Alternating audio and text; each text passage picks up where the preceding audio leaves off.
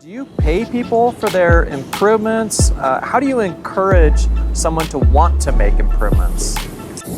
Yeah, I'll start just because I've got the mic. We believe that our people make improvements because they feel it is intrinsically rewarding. They feel like driving the business, making the company better, feels good. It's what they want to do. So no, we don't pay for ideas. Uh, we don't feel like we have to incent other than helping our people understand why we do what we do and helping them believe that they're really running their own business. I think that's the motivation they need. I'm always amazed with our culture, first of all, because it's based on autonomy, where people can make a decision, where they can make a decision that impacts what they do every day. And that is a really awesome thing because when you show up to work, it became part of our culture. All we talk about is, hey, how can we do things better? I mean, everybody is engaged because they understand why we do that. It's not improvement to make an improvement, but really to make our lives easier and our jobs easier. So let's talk more about that for a minute. How do you change expectations or raise the bar with your people? Let's say that they're really comfortable where they're at. They've got great results. You're happy with the results, and then the business changes, and you need to create a new production line. How do you go about that? How does that work? Okay, I can start answering it then. There is so much excitement about this. Okay. I want to answer this because we are a recognition company. We recognize people for good work and we start with our own people. When you have this autonomy that I mentioned and where you unleash the potential and this freedom of people deciding, suggesting ideas, changing things around, there is this energy that is just there. And do people sometimes make mistakes? We all do. But knowing that this is the area where you are safe to make a mistake and learn from them and do it all over again, it's really powerful. And that's what I think keeps people being engaged and continuing to do so. Good answer. So 30 years ago, when we started our journey, people didn't have to worry about making a mistake because it wasn't possible for them to make it. Everything was the manager's problem. And the manager called all the shots, the manager told people how to do what they did, and if anything went wrong, the manager was to blame. The manager was the one who ultimately all the problems arose to. And when we first started talking with team members about owning their results, they couldn't even wrap their minds around that. They were like, what are you talking about? We don't own the results. I'm not responsible for quality. And I'm watching them do their job thinking, you're doing the job. Quality is yours. I'm not responsible for efficiency. I'm not responsible for delivery. I'm not responsible for cost. Man, you are. And getting them to the point where we had to get the managers to let go of that. And we had to get people to pick it up and say, okay, I can make a difference here. And I can have an impact in the company. And that took us a couple of years to totally turn that around, to get to the point where team members were like, okay, I do have an impact on quality, and I'm going to make quality better. I do have an impact on cost. I'm going to improve cost. And it did require the manager to have to start trusting people to make improvements. But all of a sudden, once you do that, the rate of change, the improvements, comes so much more rapidly. And things get better without the manager being in the middle of it. And that's the big outcome we were seeking. Now, in terms of, I think one of the biggest changes we made along the way, we used to be in departments.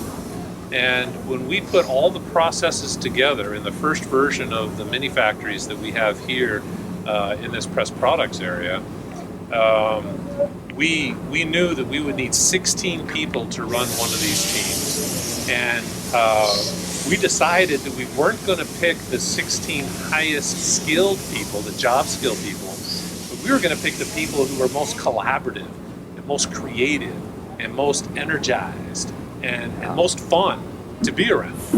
And we had like 4 times as many people at that time as we have now, despite the fact that we're many times bigger now than we were then. Yeah, but we got them all together in groups of 100. We told them, we're going to go to this 16-person cell. We're going to pick the best 16 people we can find. This is what they're going to look like. And we described the people. And I can tell you, about half the people in that room, I could tell by their faces, were thinking, you can't be successful without the highest skilled people. You can't do it with collaboration, creativity, energy, fun to be around. They just didn't believe it. And then there's another half of the people in the room who I saw their eyes lit up. They were like, I want to be on that kind of team. I don't want to be on this team I've been on, these teams I've been on, these mean-spirited, controlling, I don't want to do that. I want to work with a team where we can be energetically solving problems and going after things. And we just basically raised the bar and said, this is what it's going to take to be on these future teams. And a bunch of people stepped up to it. And the fact is, it worked. Those teams were incredibly effective, and they have evolved into the teams we have today. So many companies are coming in and they're listening to the description of 30 years, here's where we are at this point. Yeah. And they're thinking, how do I get started? Where would be the place to start to get on that path, to go on that journey? Our CEO will often talk about our company in terms of if-then rewards versus now-that rewards. Yeah. And the if-thens are, if you do this, then I'll give you this. And we kind of get this question of people who come in, like, how do I get people improving? Do you pay for improvements? How does that happen? And at times we've used if-then things to kind of boost or jumpstart us in a direction, but we try and pull that away quite quickly and move to a rewards and recognition model where we look for great behaviors, we look for accomplishment, and we thank people for that. We find a way to spotlight them, and that's core to our business. I think that's core to any culture. And so when I think we had a manager discussion with him the other day, and we were talking about changing the responsibilities of some of our team leaders. And he immediately, and he's a newer one, and he kind of went to, but we got to pay him more if we're going to do that. And I said, look, no, we just have to define it. We have to work with them, collaborate with them, and they'll move towards it.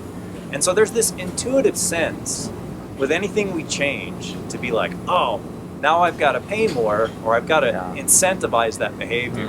Where if you'll work consistently on building a culture of recognition that values and focuses on the good that's in your workforce, the good that you're seeing, and driving change that way, that provides this foundation and base for all types of possibility. We've been in hundreds of factories. We benchmark and we learn as much as we can. And I can always spot those people with shiny eyes, the people who have that passion that Gary talked about. So my suggestion is you move down this path or begin your journey is to find those people in your organization and to back them up, to give them some autonomy, to let them experiment, to be sure not to criticize when something doesn't work out, to make it safe, and to build from there. I think it's really, really hard to move an entire organization up at the same time, but you can create this microcosm of positive energy with these people, and other people will begin to join, and suddenly you'll have a few teams, and then you can build from there, and eventually you'll have so much momentum that just becomes the company culture.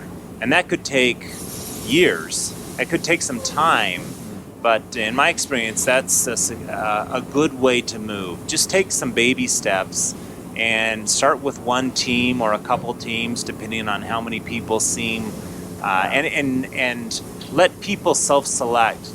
Let those people who want to join invite, and then see who wants to join, and then empower them and go from there. Okay. Yeah. I think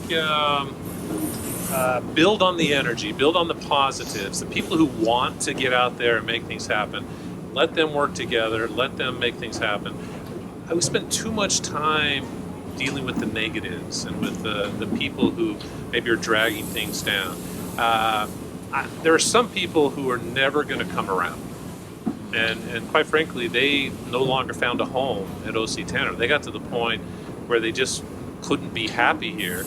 And as things started, the tide started to move against them to the point where everybody else was being productive and happy and engaged and creative and problem solving. They're like, I don't like going there anymore. They went somewhere else. They blessed another company in the valley with their negative presence. I think there are also a chunk of people, a big chunk of people, who are just waiting to understand what you're really doing and waiting to feel safe in doing it. And so I think for them, what they deserve from you is a chance to see things working and to feel safe in this new environment and to feel like I can move that way and it's going to be okay. They're just waiting for you to smooth it out for them. There's no point arguing with them. There's no point chastising them, criticizing them. Rather teach and encourage and persuade and put something better out there to aspire to. Yeah. Now, Nirvana was here throughout our whole transition mostly, so I don't know what you think about that. Nirvana has been at the company for more than 20 years, and that question, can't wait to hear her answer in part 3. Absolutely. If you want to learn more about the lean culture that's been going on here for so many years at OC Tanner, go ahead and like this video so that we can keep producing them. And if you subscribe to this video, you'll be able to get the next video in the series automatically. So we'll see you then. Hope to see ya. So we're gonna go you, me, you, me. Yeah. Wait. Me, you, me. Okay.